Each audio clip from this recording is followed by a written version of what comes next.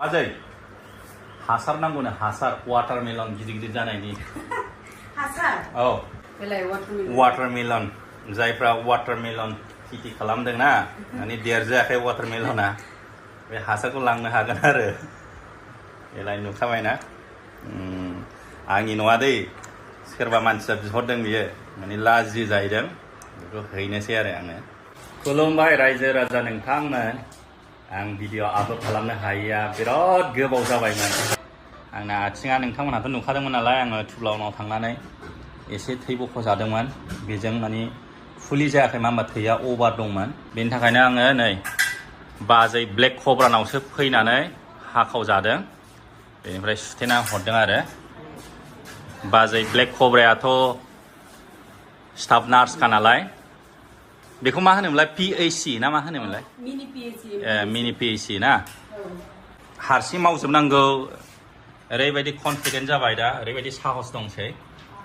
नैबे दुरुं सुथेनायखौ दिनै खेवनानै हरगोन आरो हारसिंनो डिलिभारि गासिबो खालामजोबनांगौ रावबो गैयाना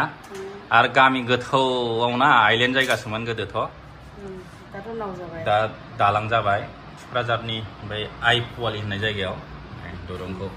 हास'बाय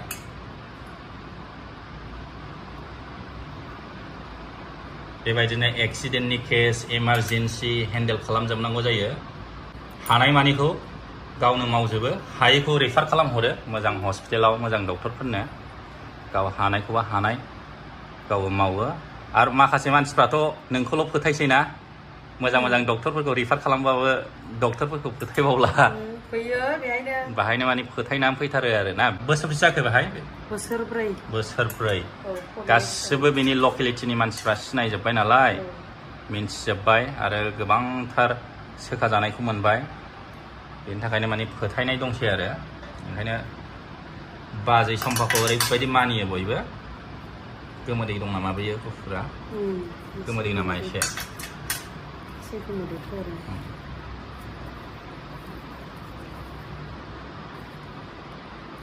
गोरा जाबाय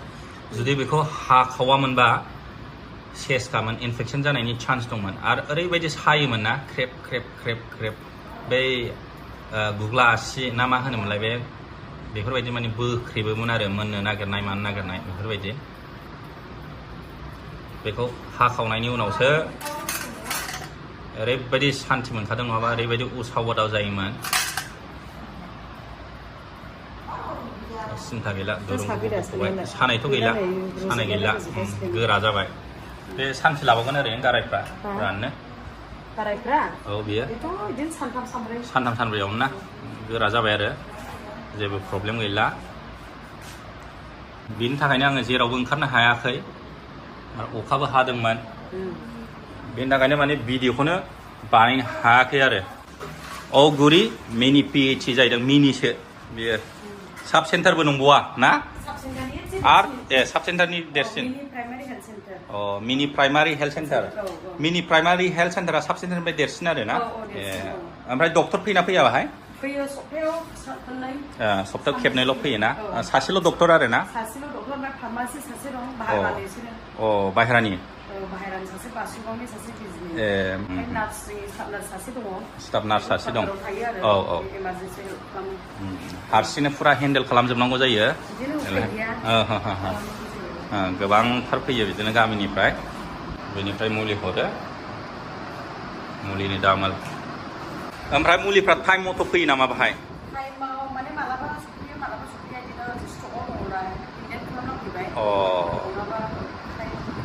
मुलि गैयाबाथ' गावसो बायनांबाय प्रेसक्रिब खालामना हरबाय बेखौ बायनानै लाबोदो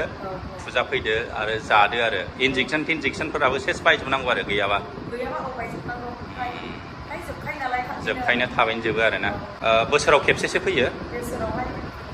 खेबनैल' आरो ना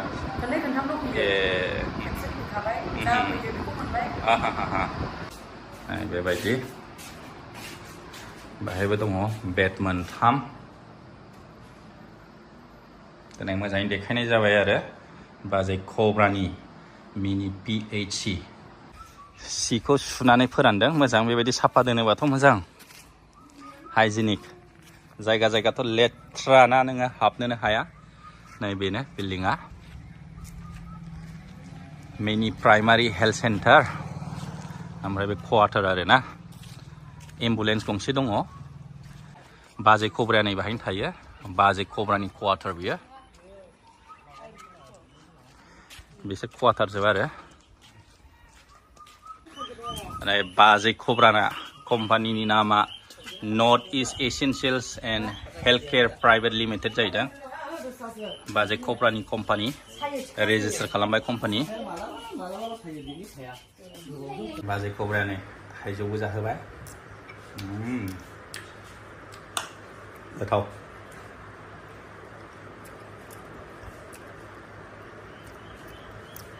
गरम दिनाव मोजां जानो ओमफ्राय बाजै हासार नांगौनो हासार वाटारमेलन गिदिर गिदिर जानायनि हासार औ सोरनो नांगौ सासे लोगो बिहरदों सोरनोबा होनोनो लांदो बिलाइ बे दं माथो नै वाटारमेलन देरनाय 100% गेरेन्टि गोबां मानसियानो बाहायनानै रिजाल्ट मोनबाय आं होगोन भिडिअ दङ आंनावहाय मेसेजारि दङ चेक खालामनायनि अनलाइन बेलाय वाटारमेलन जायफ्रा वाटारमेलन खेथि खालामदोंना माने देरजायाखै वाटारमेलना बे हासारखौ लांनो हागोन आरो बेलाय नुखाबायना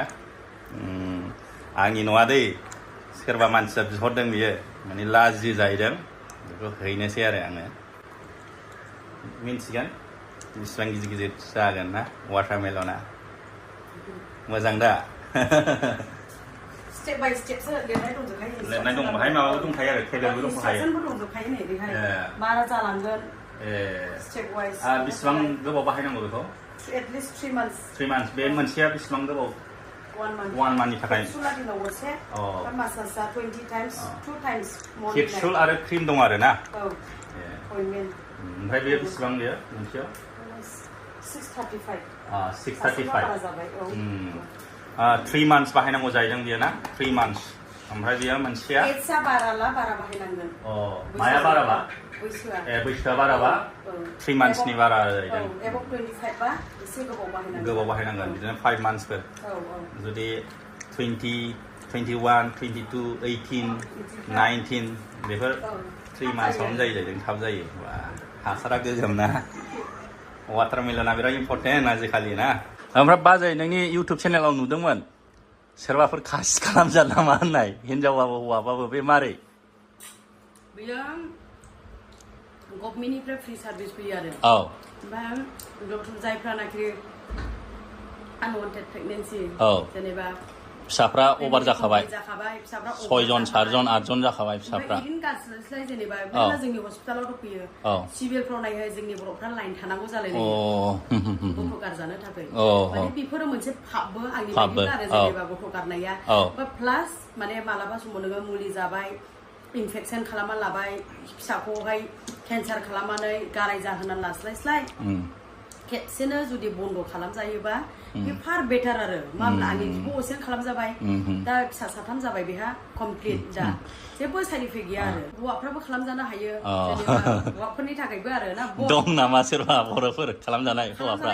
मेरला दङ ओमफ्राय फैसा मोनो नामा बिदि खालामजाबा फैसा मोनो सरकारनिफ्राय बेसेबां मोनो फैसायालाय खरसा मोनो खोमा गारि खरसाल' ओमफ्राय बाहा बानायो सिभिल हस्पिटालाव ना बाहा बानायो इयारलि खननैसो जायो आरो केम्प जायो आरो हेल्थ केम्प बोसोराव खेबनै इयारलि अके बेबायदि आरो ओमफ्राय दुरबल जाया नामा हौवाफ्रा बिदि खालामजाया दुरबल जाया जास्ट बे बास डिफारेन्स होनाय मोनसे फिसा बेन्दों दङ जे सिमेन्ट थांग्रा बेखौल' काट खालामना होयो आरो ना ओमफ्राय बे नर्मालि फांसन जायो नामा बेखौ माबा फांसन जायो जास्ट बेल' आरो ओमफ्राय गासैबो नर्माल ओरैनो बै माबा स्पमाल' पास जानो हानाय नङा आरो अके जेबो नङा मानसिफ्रा बिराद बिदों आरो खिन्थु हिनजावफ्रा खस्थ' मोनो बेखौ गोसोआवला जायफ्रानाखि हिनजावखौ बार बार मुलि जाहोबाय थायो बे माब्लाबाबो मोजां नङा हेल्थनि थाखाय बिराद गाज्रि माने एनिमिक जालाङो बिमाफ्रा थैया बार बार थांबाय थानाय जागोन बार बार गारबाय थायो ओमफ्राय बिमाया उनावहाय एनिमिक जानोसै इदिनो दुरबल जानोसै उनावहाय लासैनो बियो बेमार जालाङो आरो मेल्ला इदि दङ नंगौ पिसिअडि जायो टिउमार जायो फिसाखौहाय जायफोरनाखि बार एबर्सन खालामो दा बिसोरो डाइरेक्ट अपारेसन खालामनो गोनां जायो आरो बेफोरबायदि जानानै दा बेफोरबायदि खालामजायोब्ला जुदि बेफोरबायदिनो माबा मामोनलाय खासि खालामजायोब्ला खासिथ' नङा एक्चुअलि एलएस नोखौहाय एलएस होनो ना जोंना बर'आव स्टेरिलाइजेसन आरो जोंना बर'आव बे खासिखौसो बुजियो माने बुङो माने बर'फ्रा सोरबा मेडिकेल टार्मखौ मिथिया नालाय बेनिखायनो माने आं डाइरेक्ट बुंनाय जादों मेडिकेल टार्मा मा होननाय जायो दे खेनसे होनफिनबावनाय लेप्रोस्कोपिक स्टेरिलाइजेसन नोखौहाय एलएस प्रसिजार